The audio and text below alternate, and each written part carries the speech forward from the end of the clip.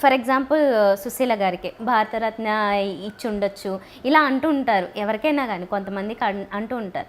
వాళ్ళకి నిజంగానే ఆ తగిన గుర్తింపు రాలేదంటారా? అవార్డులు ఇస్తే గుర్తింపు ఉన్నట్లా ఏంటి మీ ఉద్దేశం? అసలు దానికి దీనికి సంబంధం లేదు.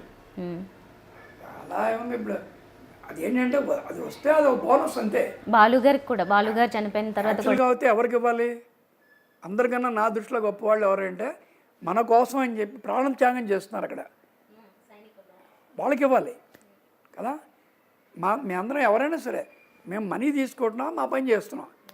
వేరే వాళ్ళు డబ్బు తీసుకున్నా కూడా వాళ్ళకి మ్యారేజ్ అయ్యి ఫస్ట్ నైట్ కూడా లేకుండా చనిపోయే వాళ్ళు చాలామంది ఉన్నారు. మరి వాళ్ళు గొప్పవాళ్ళ, మనం గొప్పవాళ్ళమా? సో బిరుదులకు వాళ్ళు ఏమైనా బిరుదులు ఆశించి చేస్తున్నారా? లేచేయట్లేదు కదా. బిరుదులు అనేది ఏంటంటే మన పాపులారిటీని బట్టి కొంతమందికి ఆటోమేటిక్గా వస్తాయి, కొంతమంది అంటే వాళ్ళు వెళ్ళి ఇంకో రకంగా వాళ్ళు లాబింగ్ చేసుకుంటూ వస్తాయి.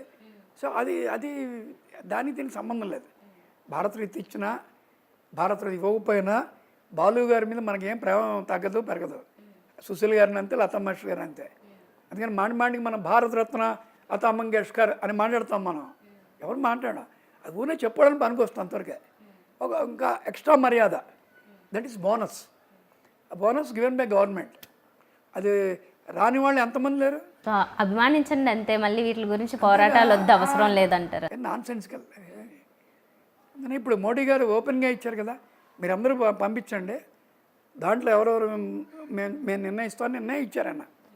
సో ఎవరెవరికి ఇంట్రెస్ట్ వాళ్ళు పంపిస్తారు. మాకు ఏమన్నా అక్కర్లేదండి, జనాలకి నేను తెలుసు కదా అంటే వదిలేయటమే. సో అది దీనికి సంబంధం లేదు. ముందు మన ప్రొఫెషన్లో అందరికీ మంచి పేరు సంపాదించుకోవటం లేదా, that is more than enough. ఇంతకాలం నుంచి మీరు అంటే వేరే వేరే భాషలకి అన్నిటికీ కూడా పనిచేశారు కాబట్టి ఇండస్ట్రీలో చేంజెస్ ఎలా ఉంటాయి, అక్కడ ఎలా ఉంది? తెలుగువారే కాబట్టి మీరు తెలుగువారుగా గర్వపడుతున్నారా, లేకపోతే కొన్నిటికి ఇక్కడ ఆదరణ తక్కువ, లేకపోతే కొన్ని విషయాలు ఇలా ఉంది అని? ఇందాకే చెప్పాను కదా దీనికి ఆన్సర్. ప్రొడ్యూసర్ని బట్టి సినిమా ఉంటుందని చెప్పాను కదా. ఫీల్డ్ అంటే ప్రొడ్యూసర్స్ అండ్ డైరెక్టర్సే కదా మెయిన్. వాళ్ళిద్దరికి ఉన్న టేస్ట్ని బట్టి సినిమాలు ఉంటాయి. అది మలయాళమా, తెలుగా, హిందీయా అలా ఏం లేదు. మంచి కథ వస్తే ఇప్పుడు తెలుగులో హిట్ అవుతుంది కదా. ఇప్పుడు తెలుగు మన ఎస్ఎస్ రాజమౌళి తెలుగు అతనని చెప్పి ఆయనకేం మర్యాద తక్కువ చేస్తున్నారా? అలా ఏం లేదు కదా. మనం తీసే సినిమాని బట్టి మరి కె విశ్వనాథ్ గారు, ఎస్పి బాలసుబ్రహ్మణ్యం తెలుగు వ్యక్తి, పి సుశీల్ గారు మరి తమిళ్లో పెద్ద హిట్ కదా వాళ్ళు. వాళ్ళకి ఏంటి ప్రజ్ఞ ఒకటే చూస్తారు, అదే మనకు అన్నం పెడుతుంది. అదే తెలుగు, తమిళ్, కన్నడ అవేం లేవు. అలా ఏం లేదు. ఆర్టిస్ట్ మనం మన వే ఆఫ్ ప్రజెంటేషనే అదే మన పైకి తీసుకెళ్తుంది. దాంట్లో రకరకాలు ఉంటారు. సినిమాకి 4 తరగతులు వస్తారు. అందరికీ బాపు గారి సినిమాలు నచ్చకపోవచ్చు. బాపు గారు లెక్క చేసేవాడు ఒక వర్గం ఉంటుంది, నా పాటలు వినేవాళ్ళు ఒక వర్గం ఉంటారు. డిఎస్పి పాటలు కేవలం ఆయన మీద అభిమానం పెంచిన వాళ్ళు కొంతమంది ఉండొచ్చు. రకరకాలు అదే. ఇళయరాజా అంటే ఇష్టపడేవాళ్ళు కొంతమంది ఉండొచ్చు, కొంతమంది కాదండి ఏఆర్ రెహమాన్ సార్ అంటారు. సో ఎవరి టేస్ట్ వాడిదే.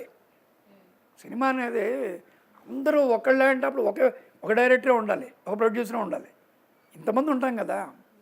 మనం తినే ఆహార పదార్థాలనే మన ఇంట్లో ఇన్ని ఉన్నా కూడా కొంతమంది స్విగ్గీ అంటే ఇష్టపడతాడు, వాడు ఇంట్లో తింటాడు రోజు. స్విగ్గీ వస్తే కానీ వాళ్ళ టేస్ట్ అది. అలాగే ఇది కూడా ఏంటంటే వాళ్ళ టేస్ట్ని బట్టి వాళ్ళు వినే సంగీతం ఉంటుంది, వాళ్ళు చూసే సినిమాలు ఉంటాయి.